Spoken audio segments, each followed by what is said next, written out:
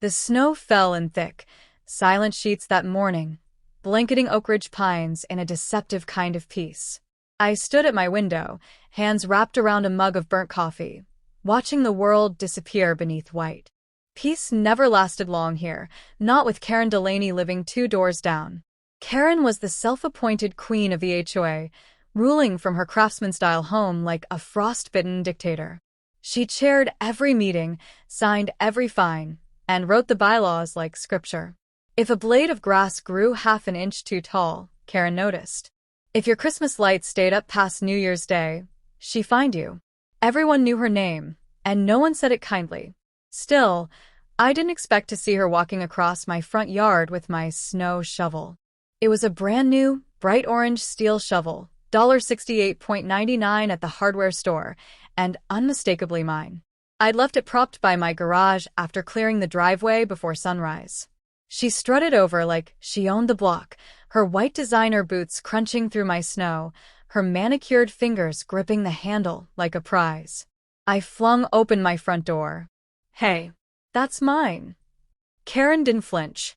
She paused mid-shovel, glanced over her shoulder with a practiced smile. "It was on community property," she said sweetly. Per Rule 4.9, any items left unattended for more than 60 minutes are considered abandoned. I stared at her, dumbfounded. "That's not. You can't be serious." She jabbed the shovel into her walkway, clearing another slice of pristine concrete. "You do read the HOA guidelines, don't you, Kyle? It's all very clear." Rule 4.9 was real. I remembered skimming past it, some vague line about property liability. But no one enforced it. No one except Karen. "You know that's not what the rule's for," I said, stepping off the porch. Karen straightened, eyes gleaming.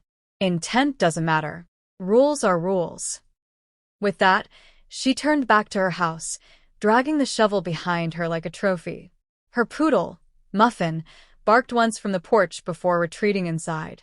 The injustice left a metallic taste in my mouth. I filed a complaint that afternoon, attaching a time-stamped photo of the shovel by my garage. The HOA's response came 12 hours later. Complaint dismissed. Rule 4.9 enforced appropriately. That was when I understood. This wasn't about shovels or snow. Karen was testing boundaries. Over the next 2 weeks, the violations came like clockwork. A warning for improper seasonal decor because I still had a pine wreath on my door. A $50 fine for unsightly foliage. A single dried sunflower in the corner of my yard. Even my garbage bins, tucked neatly along the fence line, earned me a citation for visible refuse containment. I appealed. Every time, my objections vanished into the HOA's digital void. Karen ran the board like a closed courtroom. Her 3 loyal friends rubber-stamped every decision. Meanwhile, she paraded around the neighborhood like she was mayor. Her driveway was plowed first after every storm. Her walkway salted by a landscaping crew I'd never seen contracted. And when her holiday lights blinked past January, no one sent her a notice. Neighbors kept their heads down. Some muttered to me at the mailbox or waved sympathetically, but no one dared cross her. They'd seen what happened to dissenters, stacked violations, constant surveillance, even public shaming in HOA newsletters. But I'm not the kind of guy who backs down. Especially not to someone who thinks control is the same as respect. I started watching, documenting. Every time she ignored her own rules, I logged it. When she parked too close to the fire hydrant, I took a photo. When her dog relieved itself on community grass and she walked away, I recorded it. Evidence piled up like snowdrifts. I thought maybe, just maybe, I could beat her at her own game. Expose her hypocrisy. Force the board to act. But I was wrong. At the next HOA meeting, I raised my hand. Calm. Polite. I presented everything. Photos. Time logs. Bylaws. Karen leaned back in her chair, crossed her legs, and smirked. "This feels personal, Kyle," she said. "Are you sure this isn't just about your little shovel?" Laughter rippled through the board. My complaints were dismissed again. Insufficient cause. That night, as I stared out at the fresh layer of snow covering my yard, something in me cracked. Not anger, Not frustration. Resolve. Karen wanted to play games? Fine. I'd play. But next time, I'd write the rules. 2 weeks passed, and the snow refused to stop falling. It came in waves, soft, persistent, relentless. Much like Karen. I bought a new shovel. Same model, this time wrapped in neon green duct tape with my name etched into the handle. I chained it to the side of my porch like a warning sign. Karen never touched it. Instead, she shifted tactics. One morning, I found a violation slip taped to my door. Unapproved snow structure obstructing curb visibility. Attached was a photo of the snowman I'd built with my niece. 3 lopsided spheres, a crooked carrot, and a pair of gloves.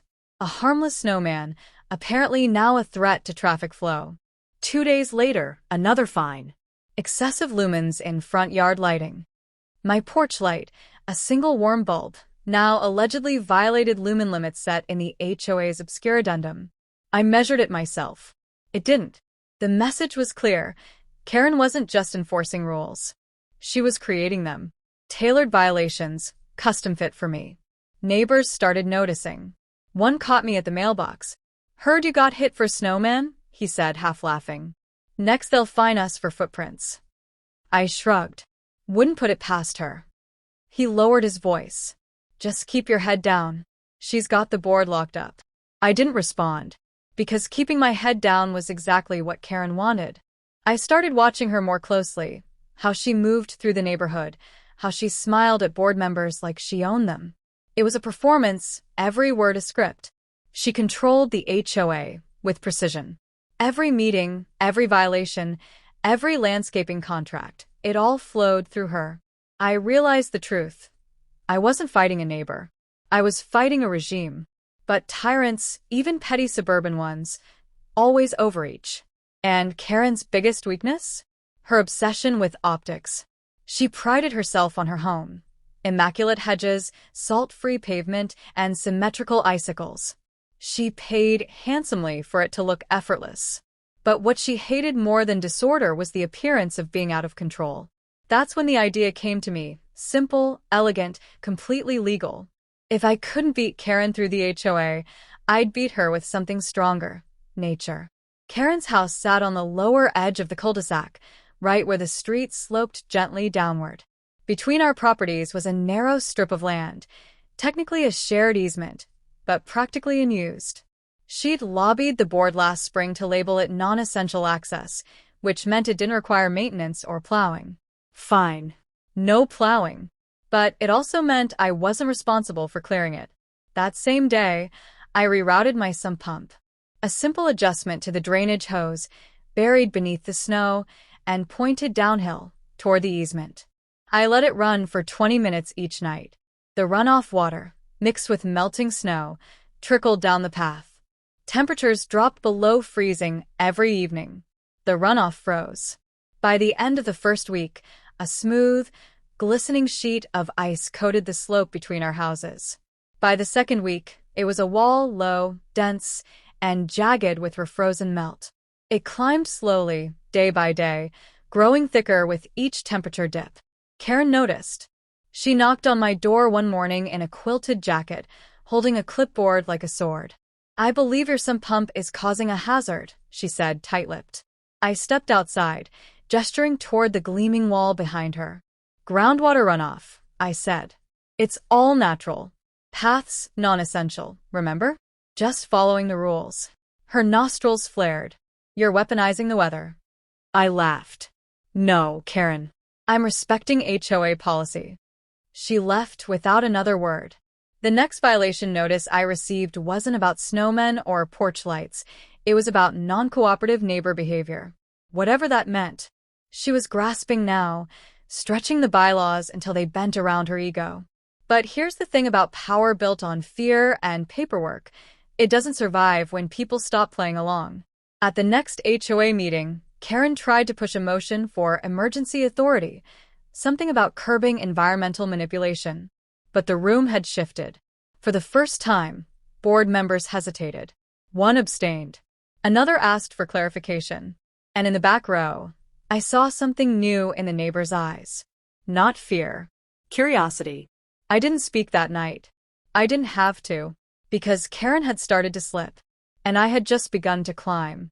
By mid-January, the ice wall was nearly 6 feet tall, an accidental marvel, sculpted not by tools, but by time and strategy. The sump pump ran every night like clockwork, releasing a steady ribbon of water that froze layer by layer, fortifying the translucent barrier between my property and Karen's.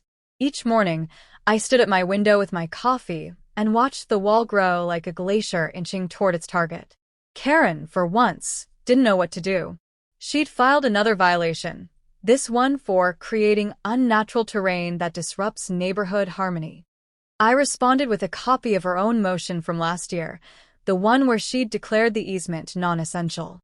The HOA board reviewed it. They couldn't deny what was plainly written. No maintenance obligation, it said. Not subject to snow or ice removal standards. My runoff wasn't causing damage. It wasn't trespassing. It was gravity and temperature, and Karen's own rule, twisted back on itself. She was livid. On the third week of January, she stood at the edge of the easement in a full-length fur coat and snapped photos of the ice wall with her phone. Her poodle shivered beside her, pawing at the snow. She tried to hack at the ice with a garden trowel, then slipped and nearly fell. I watched her retreat, teeth clenched, defeated by physics. It was glorious. And yet, I didn't stop. I added another hour to the pump schedule. Every night, the water poured down, carving tiny rivulets through the surface before freezing solid again. I even shaped the flow slightly with snow mounds, guiding it like a sculptor guiding clay. The wall hit 10 feet. Karen's front path became impassable from one side. Her driveway still functioned, barely, but the city plow had started banking snow at the end, boxing her in after every storm. Her gardener had to haul salt bags around from the back. Deliveries were missed. A grocery truck left her bags at the mailbox. Neighbors began talking. She can't get out that way anymore? Nope. Kyle says it's all natural runoff. That's actually genius. I kept quiet, let the myth grow. At the next HOA meeting, Karen was a storm in pearls. She stormed in, slapping a stack of photos on the table. This environmental siege is an attack on me personally. He's created a 15-foot ice barricade outside my property line. 14.5, I corrected. I measured this morning. Karen glared. He's abusing loopholes. This is sabotage. One of the board members, a man named Jeff, thumbed through the photos.